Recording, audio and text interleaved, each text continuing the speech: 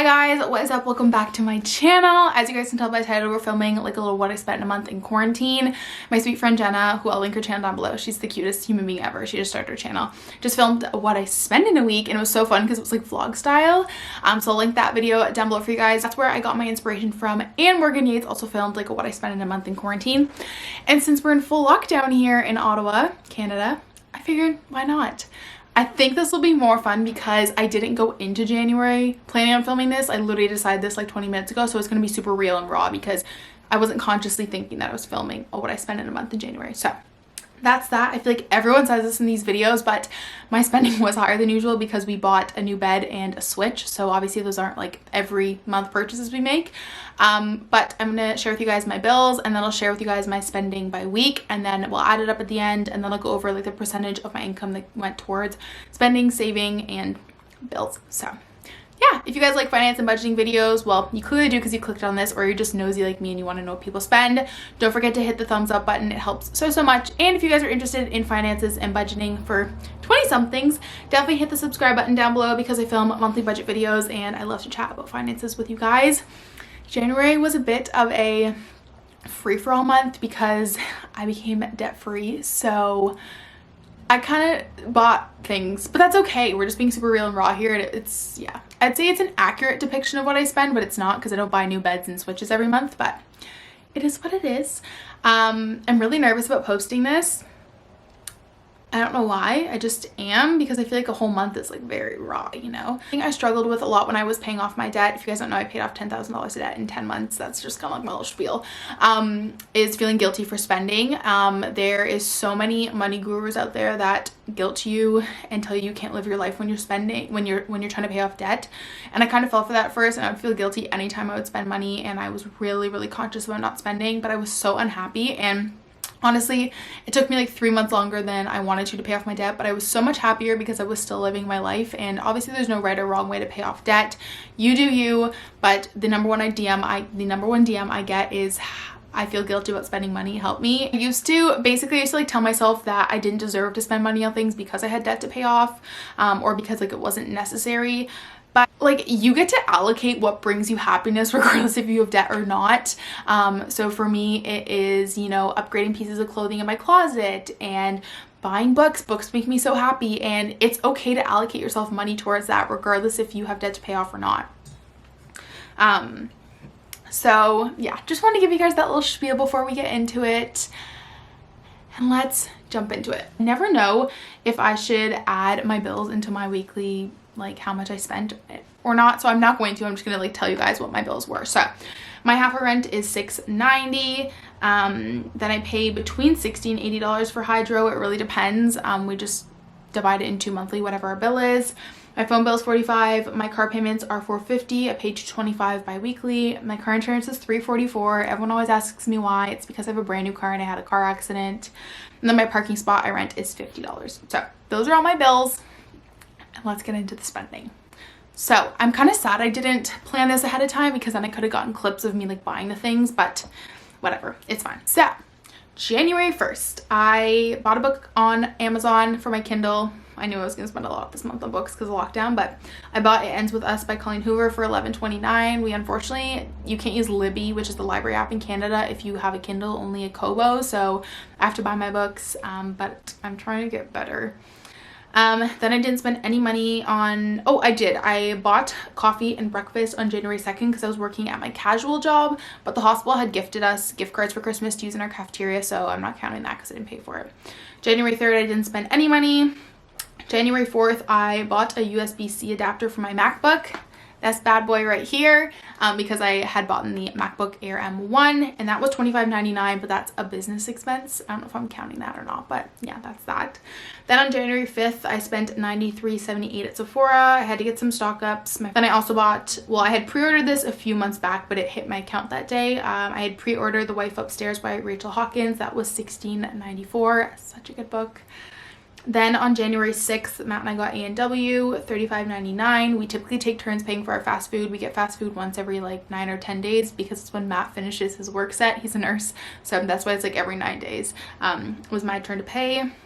Then I also bought a book. I bought Bringing Down the Duke by Evie Dunmore. That was $13.55. I read so fast too, which is the issue. I go through so many books. And then on January 7th, I had to stock up on my spirulina and maca powder, and I got that through Healthy Planet, and that was $40.26. And yeah, so the total for week 1, $237.80. So maybe decent. Yeah, I guess it's like kind of like a normal week for me. Week 2, on January 8th, I actually got a refund in my account because we canceled our Disney trip. So I got a refund of $254.64, which I'm just telling you guys, that doesn't have anything to do with the spending, but actually it does, because my credit cards are always at 0. So when refunds hit, my credit card goes in the negatives. It's amazing. And that's partially why I had a few shopping bits this month. But anyways, then on the 9th, we had to do an espresso restock. That was $120.90. That typically will last us about 2 to 3 months. And then we got groceries. This was a big grocery haul. Typically Matt and I take turns paying for groceries, but this time we had done like a full grocery haul, and then we went and stocked up on like wine and beers and stuff. So we just split it down the middle. My half was $76.30. Then on January 11th, another refund hit my bank account for Disney. That was for $436.45. January 12th, I bought a shirt from Pretty Little Thing, which I'd never bought from before. That was $35.59. That was definitely an impulsive purchase, I'm not gonna lie. It was a very on the whim purchase. January 14th, Matt and I decided to redo our bedroom, so we bought a bed from IKEA. We split that. That was $284.76 each. And then I picked up the first Bridgerton book, The Duke and I, from our local bookstore for $8.64.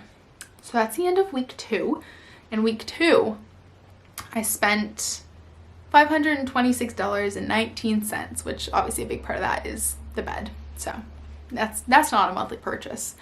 Then week 3, on January 16th, I bought some prints and frames to do our little like print wall above our bed, which you guys have seen. The Etsy prints were $23.70, and then the Michaels frames were $37.49. And then I ordered an actual book. I got Burnout by Emily Nagoski. I like to have self-help books, like actual printed books, because I like to highlight them and stuff. So that was $23.91. Wow, that goes to show you the difference between Kindle books and real books. Damn. Then I didn't spend any money on the 17th and 18th. January 19th, I spent $18.03 at Metro on groceries. This was a full grocery run. We typically get groceries once a week. We eat so much food. And I had $150 to redeem in air miles, so I used that, which was great. So I only spent $18 with the difference. I think it came to like $168.03 or something. Then January 20th, I skipped the dishes a cinnamon bun, and it cost me $19.81. Not one of my best moves, which I rarely do, but I was PMSing and I needed a cinnamon bun, so I got that. And then I had 2 Amazon Prime and eyelash curler because mine broke. So that was $9.81. So, oh wow, week 3 was good. I didn't spend much money. Wow, okay. 3, $132.75. That's pretty small. And then week 4. She was a big one, week 4. January 22nd, I donated $100 to our good friend Emma and Rob's. He was raising money for the Canadian Cancer Society, so we donated $100 with tax. It was $102.60. And then I had to pay the difference from a select order. So I was working with a brand and they gave me a gift card to buy some clothes, but there was a difference of like $4.71. So I paid that, and that's a business write-off as well. January 22nd, I spent a lot of money that day, dang. I also got an Aerie purchase for $98.23. I fell trapped to the Aerie 40% off. I got a pair of overalls and like a sweater or something, and that's coming soon. And then I had to get a new iPhone tripod, or I wanted a 2-in-1 tripod, which is what you guys are on right now, that I could get the iPhone attachment for to take my own photos. That was $30.59, once again a business expense. January 23rd, I spent $508.41 at Walmart because we bought a Switch, that's why, and a game. So that was a big purchase. But I don't need to justify it, I need to stop, but I had been saving for that, so it's not like I just hit my bank account and I didn't have the money. Like, we had been saving for that for a while. And then on January 24th, we went to a coffee shop and we got coffees and scones, and that was $17.72.